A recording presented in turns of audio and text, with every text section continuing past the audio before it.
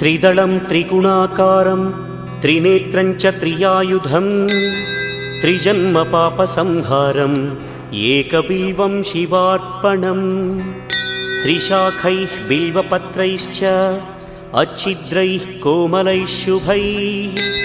तव पूजां करिष्यामि एकबिल्वं शिवार्पणम् कोटिकन्या महादानं